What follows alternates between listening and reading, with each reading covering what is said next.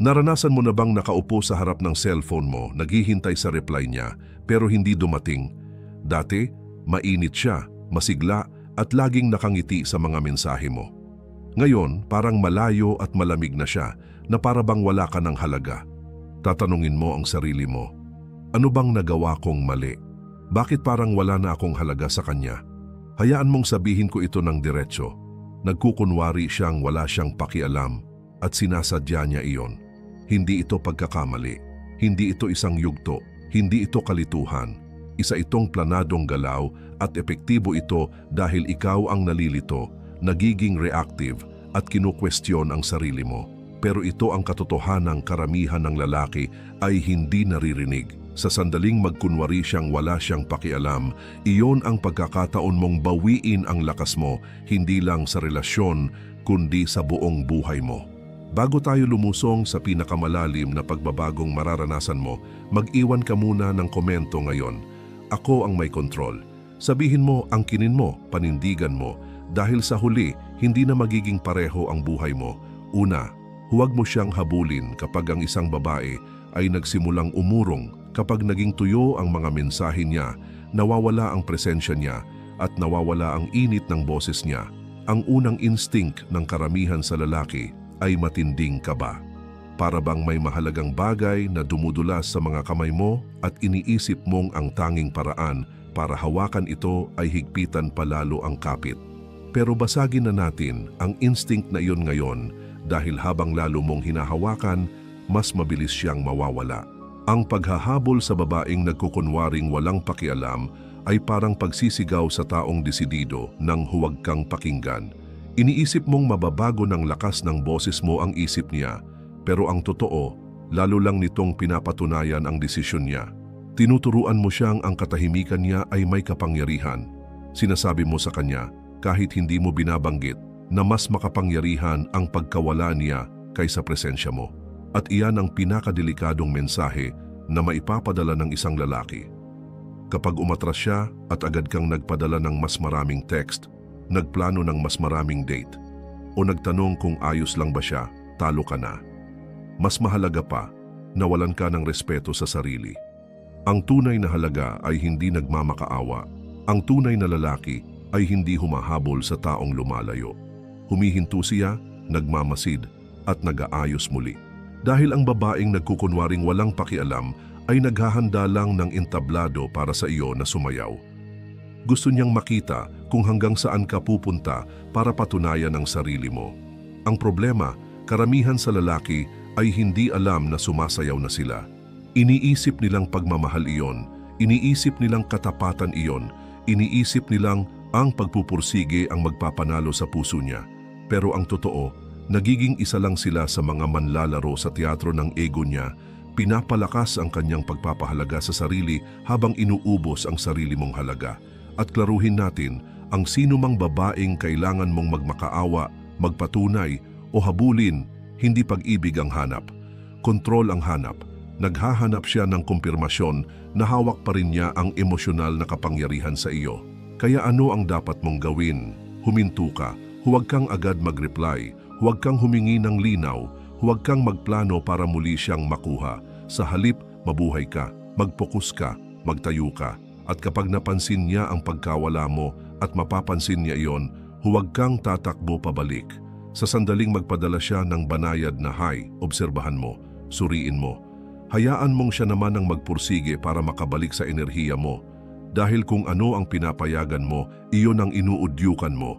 At kung patuloy mong binibigyan ng gantimpala ang mga laro ng emosyon sa pamamagitan ng dagdag na atensyon, tinuturuan mo siyang ang kawalang-galang ang daan tungo sa pagiging malapit. Baliktarin mo ang script. Kapag umatras siya, umusad ka, hindi papunta sa kanya, kundi papunta sa sarili mo. Mag-book ka ng biyaheng gusto mo. Simulan mo ang negosyong matagal mo nang iniisip. Buuin mo ang katawan na refleksyon ng isipan mong pinapanday. At dahan-dahan, ang babaeng akala niya ay mawawasak ka, siya na ngayon ang manonood sa katahimikan habang umaangat ka nang wala ang kanyang pag-apruba. Dahil ito ang totoong nagbabago sa lahat. Kapag tumigil ka sa paghahabol, napipilitan siyang harapin ang sarili niya. Binabasag mo ang ilusyon na maaari niyang gawing laruan ang presensya mo. At iyon, kapatid, ang simula ng tunay na kapangyarihan, hindi dahil bumalik siya, kundi dahil iniwan mo na ang bersyon ng sarili mong dati nangangailangan sa kanya para maging buo. Ikalawa, ituring na sagot ang kanyang katahimikan. Kapag ang babaeng mahalaga sa iyo ay nagsimulang lumayo, kapag nawala ang mga good morning na text, kapag wala nang dating ang mga biro, kapag bigla na lang kailangan niya ng espasyo, tinamaan ka sa ugat na hindi mo alam na nandoon. Lumalabas ang batang lalaki sa loob ng isang lalaki. Yung batang kailangang piliin, kailangang bigyan ng atensyon para maramdaman na sapat siya. Kaya ang katahimikan ay parang parusa, masakit, maingay, malupit.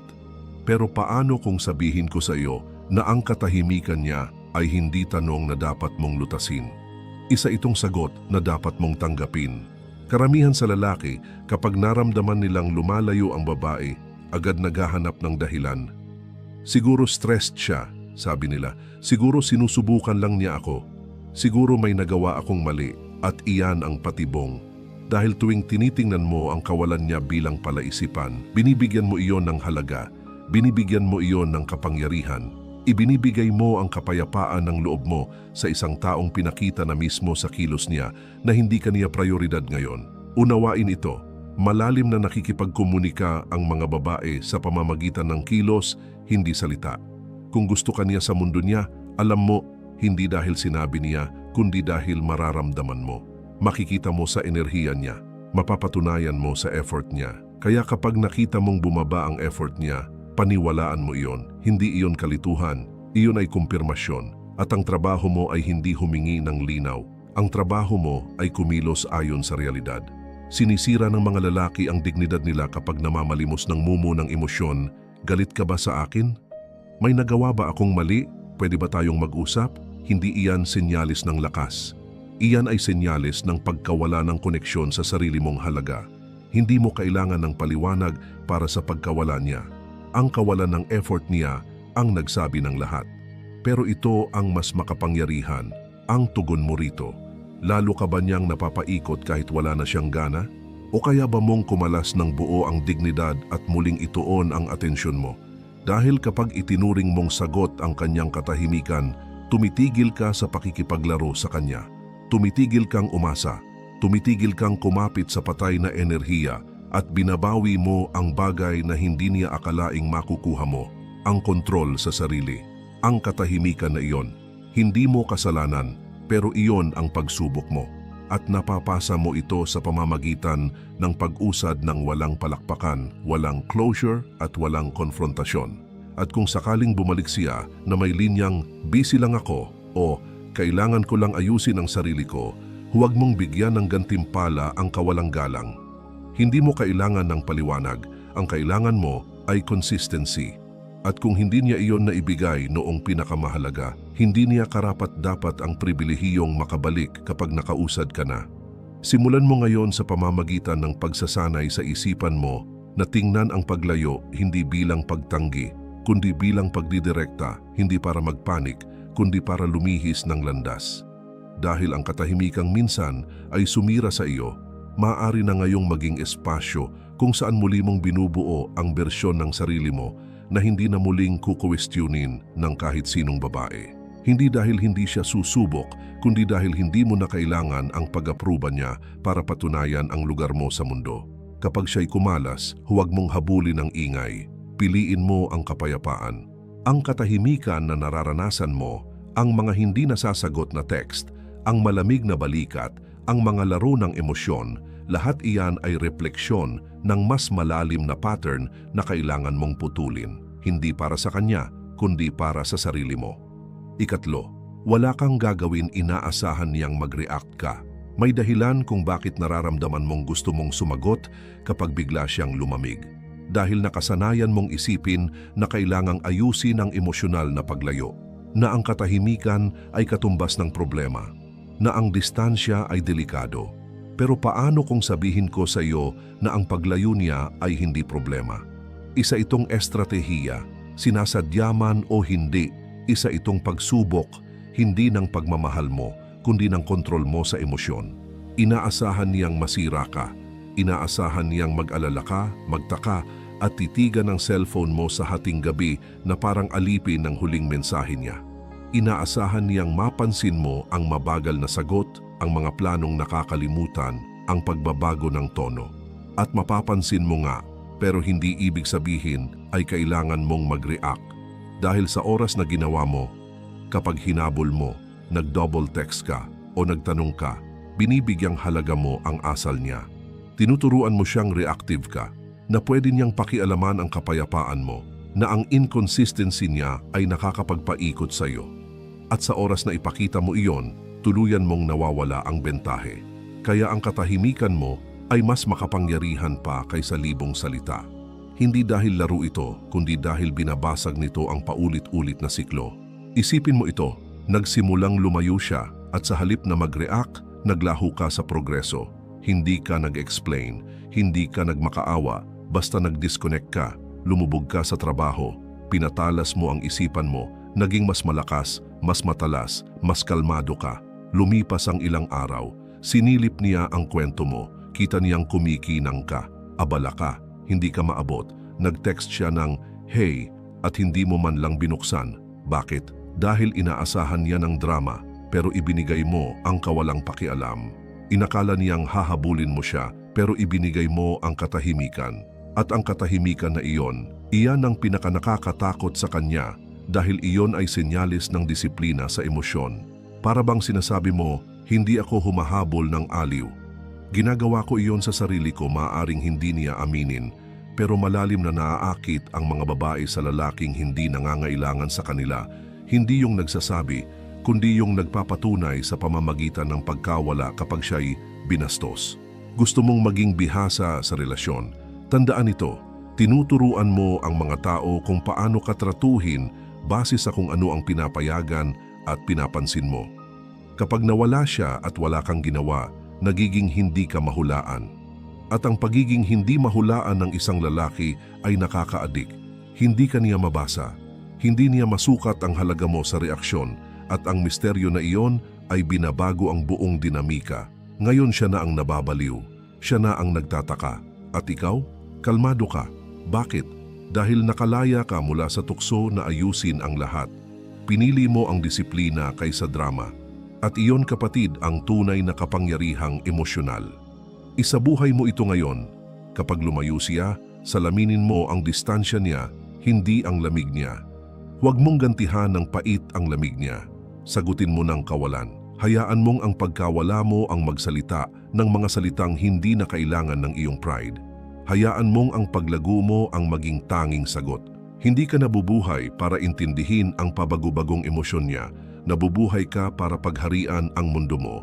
Ang distansya niya ay hindi pa anyaya para habulin siya. Isa itong senyales na dapat mong ihanay muli ang sarili mo.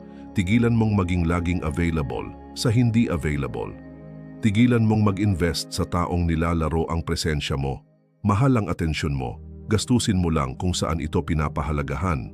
At kapag nakita ng mundo na hindi mo na hinahabol ang mga lumalayo, titigil na rin silang lumayo. Ika-4, umangat ka ng sobra para pagsisihan niya ito. Iisa lang ang uri ng ganting, walang peklat, walang guilt, at walang alinlangan, iyon ay tagumpay. Kapag ang isang babae ay lumayo, nagkunwaring walang pakialam at tinrato kang parang opsyon, ang pinakamalakas mong ganti ay hindi galit, hindi katahimikan, hindi rin ibang babae. Ito ay muling pagbubuo ng sarili, ang pagiging napakahalaga, napakakumpleto at napakakontento na ang paglayo niya ay maging pinakamalaking pagkakamali niya. Hindi ka iiyak, hindi ka magko-confront, hindi ka magpo-post ng quotes o indirect tweets. Muli mong bubuuin ang sarili mo. Gigising ka ng alas 5 ng umaga habang natutulog pa siya sa comfort zone niya. Magbubuhat ka ng mas mabigat linggo-linggo hanggang ang katawan mo ay sumasalamin sa lakas ng isipan mo. Magbabasa ka ng oras, business, psychology, philosophy hanggang ang iniisip mo ay puno ng karunungan at hindi ng insecurity. Haharapin mo ang buhay na parang walang utang na loob sa iyo at bigla ibibigay nito ang lahat. Bawat patak ng atensyon na ibinigay mo sa kanya, ibibigay mo ngayon sa sarili mo. Gagawin mo ang sarili mong lalaking sanay ikaw na noong una siyang lumayo at may kakaibang mangyayari. sisimulan kaniyang tahimik na panoorin mula sa malayo sa pamamagitan ng likes, story views, random texts. Hindi dahil namimiss niya ang dati mong sarili, kundi dahil pinagsisisihan niya ngayon ang mga laro dahil sa bago mong sarili. Dahil ang lalaking ikaw ngayon ay napakataas na para sa mga laro niya na hindi na niya alam kung paano ka aabutin. Doon ka panalo. Pero hindi ito basta ibinibigay, pinaghihirapan ito. Kailangan ng sakripisyo, disiplina, kailangan ng pagsasabing hindi sa pansamantalang aliw para sa pangmatagalang lakas. Kailangan tanggalin ang mga distraction. Kailangan isulat ang mga goals, hatiin sa maliliit na bahagi at atakihin bawat isa ng may apoy. Kailangan kontrolin ang schedule mo, isipan mo, pagkain mo, pera mo. Kailangan magtakda ng mga hangganan na napakataas na kahit ang dating sarili mo ay hindi kayang lampasan. At sa bawat pagkakataong maalala mo siya, gamitin mo iyon. Hayaan mong maging gatong para sa isa pang set sa gym, isa pang tawag sa negosyo, isa pang oras ng pagbabasa. Hayaan mong ang sakit ay maging progreso. At habang tunay kang umaangat, babalik ang mga taong nagduda sa iyo, pero wala ka na roon. Hindi dahil mapaghiganti ka, kundi dahil nag-evolve ka. At ang ebolusyon ay hindi nag-aanunsyo. Ginagawa nitong mukhang mahal ang katahimikan. Kapag tumaas ka, ang mga taong nilaro ang halaga mo ay mapipilitang manood sa front row habang lumilipad ang halaga mo nang walang tiket pabalik. Iyon ang uri ng pag-angat na sinasabi ko. Ang uri ng pagbabago na hindi lang nagbabago ng wallpaper ng cellphone mo, binabago ang realidad mo. Ang uri na hindi lang nagdudulot ng pagsisisi sa kanya, kundi nagpapasalamat ka pa dahil nilisan kanya. Dahil kung hindi siya umalis, baka hindi mo natuklasan ang tunay mong kakayahan. 5. Palitan mo ang enerhiya niya nang walang paghingi ng paumanhin. Ang pinakamahirap gawin para sa karamihan ng lalaki ay hindi ang paglayo. Ito ay ang pagpapalit ng enerhiyang nawala nang walang guilt, nang walang pakiramdam ng katapatan sa taong hindi naman naging tapat sa kanila. Kapag ang isang babae ay lumayo, nagkunwaring walang pakialam at pinaramdam sa iyo na pabigat ka imbes na biyaya, hindi ka uupot maghihintay na maging pagmamahal ang kawalang galang. Kumikilos ka, nagbabago ka ng direksyon, agad kang lumilihis ng may katumpakan at lakas. Pinapalitan mo ang enerhiyang binawi niya. Hindi para asarin siya, hindi para magiganti, kundi dahil ang enerhiya mo ay dapat dumadaloy, hindi natutulog. Kapag hindi gumalaw ang enerhiya, nabubulok ito. Kaya ang enerhiyang minsan ay ibinigay mo sa kanya, atensyon, pagmamahal, oras at isip, ibabalik mo sa mga bagay na mag-aangat sa iyo. Hindi ito tungkol agad sa ibang babae, ito ay tungkol sa pag-alala na may buhay ka bago siya dumating at lalago ito kahit umalis siya. Pinapalitan mo ang enerhiya niya sa pamamagitan ng pagbabalik sa lahat ng iniwan mo para sa kanya. Ang mga kaibigan na napabayaan mo, ang mga workout na pinalampas mo, ang sideline na isinantabi mo. Itinigil mo ang paggawa ng dahilan kung bakit tumigil siya sa pagsisikap at sinimulan mong gumawa ng desisyon na magbibigay ng resulta. Dahil habang mas tumatagal kang nag-aalangan, mas matagal niyang hawak ang emosyonal na ritmo ng buhay mo. Isipin mo ito, lumayo siya ng Martes, ramdam mo ang hapdi. Miyerkules, mas binuhos mo sa gym.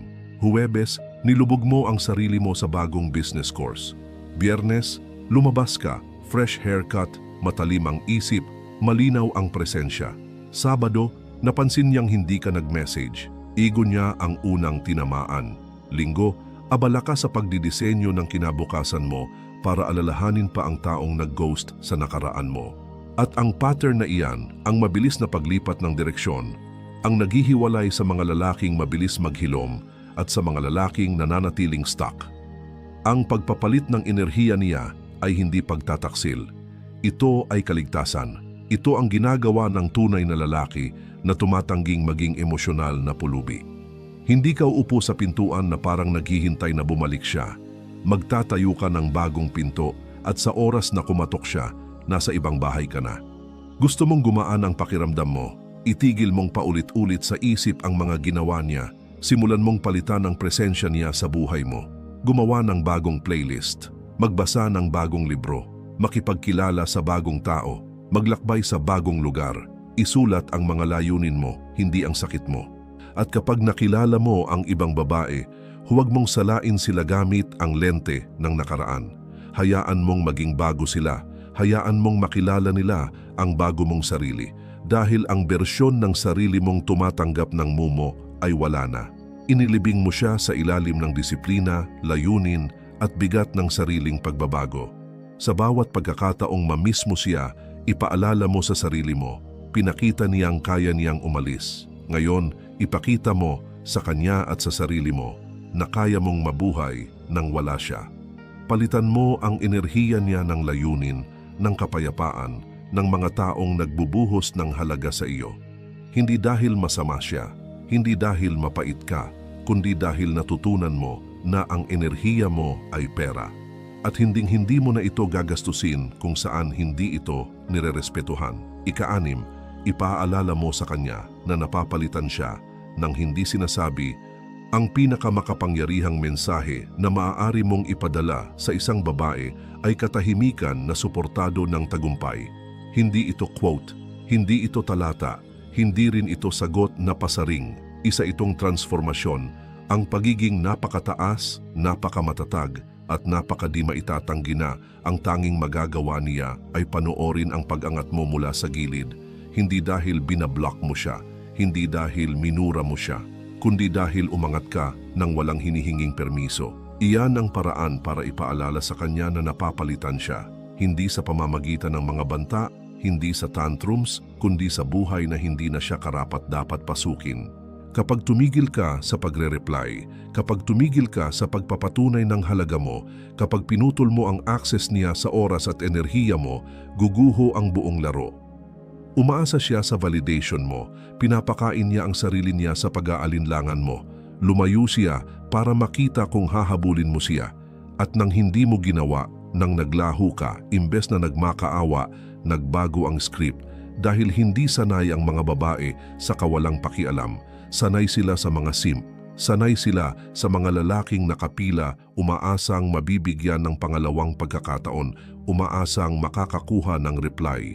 Pero kapag naglaho ka ng may dahilan, kapag naging highlight reel ng progreso at hindi ng sakit ang kwento mo, mararamdaman niya iyon sa ego niya, sa mga buto niya. At maaaring hindi niya aminin, pero iisipin niya tuwing mag-scroll siya, sayang, nawala siya sa akin. Iyan ang panalo, hindi sa ingay, kundi sa ebolusyon.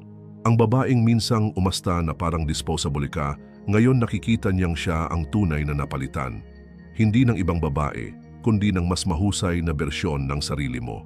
At iyon ang kinatatakutan niya, dahil ngayon pinapanood niya ang isang lalaking hindi na siya kailangan. Isang lalaking hindi humahabol, isang lalaking lumalayo ng malinis nang walang hinahanap na closure. Hindi iyon pagiging malamig, iyon ay kalinawan, iyon ay kapangyarihan, at iyan ay bihira. Kaya, paano mo ito isasabuhay? Tataas ka ng tahimik, magle-level up ka ng walang paalala. Hihinto ka sa pagbabahagi ng galaw mo sa mga taong nawala ng kailangan mo ng linaw. Lalabas kang mas matalim, mas maayos ang bihis, mas nakatutok, mas hindi available. Mamasters mo ang schedule mo. Puputulin mo ang mga istorbo. Mabubuhay kang parang hindi na siya umiiral. Hindi dahil sa galit, kundi dahil naghilom na ang mga prioridad mo. Hihinto ka sa pagtatangkang ipakita sa kanya kung ano ang namiss niya. Gagawin mo na lang ang sarili mong isang taong hindi na niya kayang abutin. Hindi mo na kailangang sabihin sa kanya na napapalitan siya. Makikita niya iyon sa kumpiyansa mo, sa kapayapaan mo, sa progreso mo, sa bagong bilog ng mga tao sa paligid mo at sa bago mong pamantayan. At kapag sinubukan niyang bumalik, hindi ka man lang kikibot dahil hindi ka nabubuhay para turuan siya ng leksyon. Nabubuhay ka para igalang ang halaga mo. Nabubuhay ka para protektahan ang kapayapaan mo. At kapag tuluyan na niyang na-realize kung ano ang nawala sa kanya, masyado ka nang malayo para marinig pa ang paghingi niya ng tawad. Iyon ang panalo, iyon ang pamantayan. Iyan ang paraan ng paggalaw ng mga hari. Tahimik, matalim, hindi available sa babaeng tinrato silang option at hindi malilimutan ng bawat bersyon niya na darating pa. 7. Ituon ang pansin sa iyong mga layunin. Kapag siya'y lumalayo, Kapag nagbabago ang enerhiya niya, kapag nagsisimula siyang umasta na parang wala ka ng halaga, karamihan sa mga lalaki natataranta, pero ang lalaking tunay na binabago ang kanyang buhay magpakailanman ay siya na humihinto sa pagtitig palabas at sa wakas ay humaharap sa sarili upang itanong ang pinakamahalagang tanong, ano ang matagal ko nang iniiwasan habang hinahabol ko siya? Iyan ang tanong na gumigising sa isang lalaki ng 2:00 ng madaling araw, hindi dahil sa sakit ng puso, kundi dahil sa pagkamuhi sa sarili. Dahil sa kaibuturan, alam niya na ginawa niyang misyon ng babae. Ibinigay niya sa kanya ang prioridad na dapat ay para sa kanyang layunin. At ngayon na siya'y lumamig, ngayon na inaasta kanyang parang isa ka na lang pangalan sa kanyang telepono, naiwan ka sa mga piraso ng buhay na itinayo mo sa paligid niya. Pero heto ang katotohanang walang nagsabi sa iyo noong lumalaki ka. Kapag itinayo mo ang buhay mo sa isang babae, ibinibigay mo sa kanya ang plano para wasakin ito. Ang tanging paraan para mabawi ang kapangyarihang iyon ay hindi sa pamamagitan ng pagte-text sa kanya o sa pagpo-post ng mga quote o sa pagsubok na manalo sa larong hindi na niya nilalaro.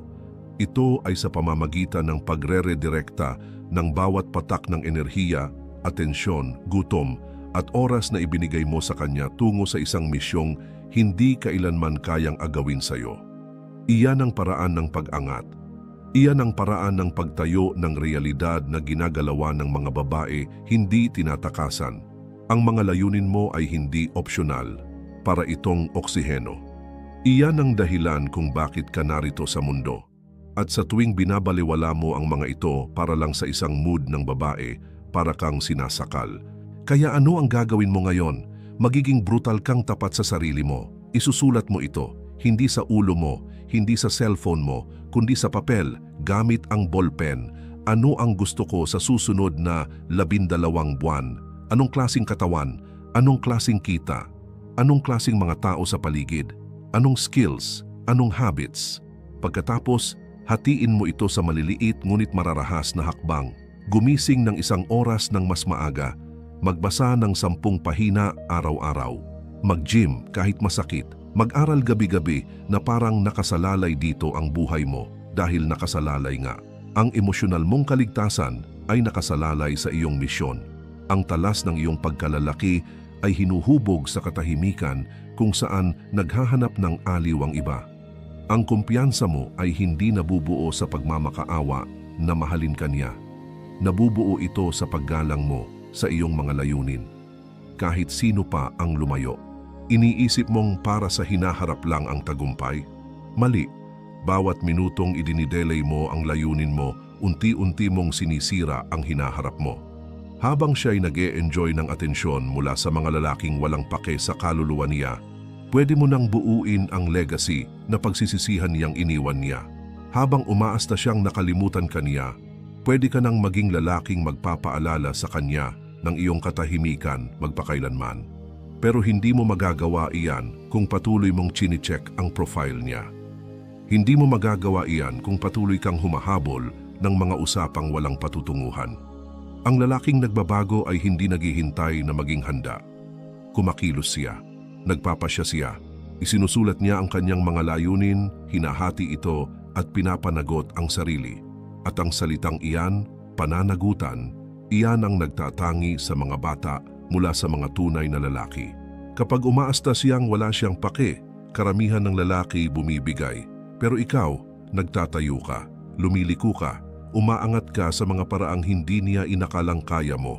Hindi mo siya pinapatunayang mali, pinapatunayan mong tama ka. Dahil hindi naman talaga siya ang usapan, isa lang siyang salamin na nagpakita kung saan ka mahina pa. At ngayon, nakita mo na.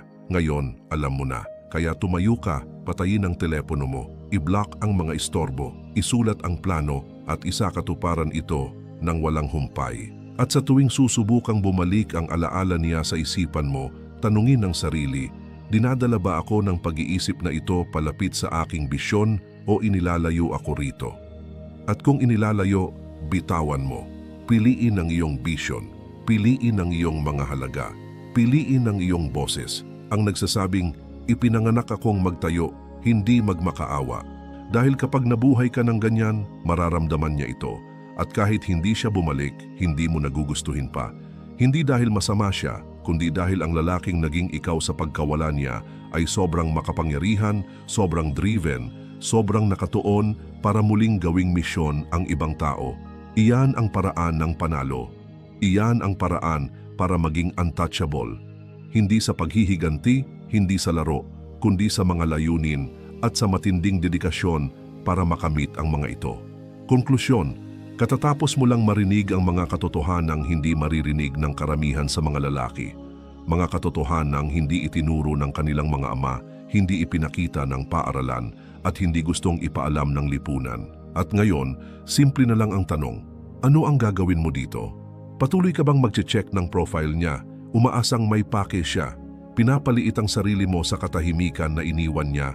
O tatayo ka, babawiin ang oras mo, muling itutuon ang iyong enerhiya at sa wakas mabubuhay na parang nakasalalay dito ang iyong hinaharap? Dahil nakasalalay nga. Walang babae, walang text, walang pagtanggi ang muling magdedetermina kung sino ka. Nakita mo na ang nasa likod ng kurtina. Naranasan mo na ang kapangyarihang dulot ng pagbitiw sa mga bagay na wala ng silbi at paghawak ng mahigpit sa sarili mong potensyal. Ngayon, oras na para gawin ang susunod na hakbang. Mag-iwan ng komento ngayon mismo gamit ang pariralang "Akin ang aking kapangyarihan". I-type mo ito ng buong tapang. Ipatibay mo ito gamit ang kaluluwa mo. Hayaan mong iyon ang magsilbing hudyat sa iyong sarili. At sa bawat lalaking nanonood na dito, nagtatapos ang cycle. At dito nagsisimula ang iyong legacy. I-like ang video na ito kung may totoong bagay kang naramdaman. Mag-subscribe ka ngayon kung sawa ka na sa pagiging average at sa katahimikan at handa ka nang sumali sa kapatiran ng mga lalaking bumubuo ng sarili nila mula sa loob palabas. Dahil kapag sinuportahan mo ang channel na ito, tinutulungan mong matagpuan ng ibang lalaki ang katotohanang makakapagligtas sa kanila mula sa mga taon ng sakit, taon ng pagsisisi, taon ng paghabol sa maling babae at pagpapabaya sa tamang misyon. At kung gusto mong dalhin ito sa susunod na antas, kung seryoso ka sa pagbuo ng buhay, kung saan walang sinuman ang may kapangyarihang sirain ang kapayapaan mo, kunin mo ang Stoic Relationship Blueprint ebook para sa mga lalaki. Nasa description ito. Iyon ang ultimate guide para bawiin ang kontrol, hingin ng respeto at maging isang matatag at hindi matitinag na lalaking hindi kayang manipulahin ng babae at hindi kayang balewalain ng mundo. Kung handa ka nang mabuhay ng may disiplina, kalinawan at kapangyarihan, iyon ang susunod mong hakbang. At maniwala ka, pagdating ng isang taon mula ngayon, ikaw ay magiging isang lalaking kumilos sa sandaling ito. O isang lalaking pinagsisisihan na hindi niya ginawa. Siguraduhin mong sulit ito.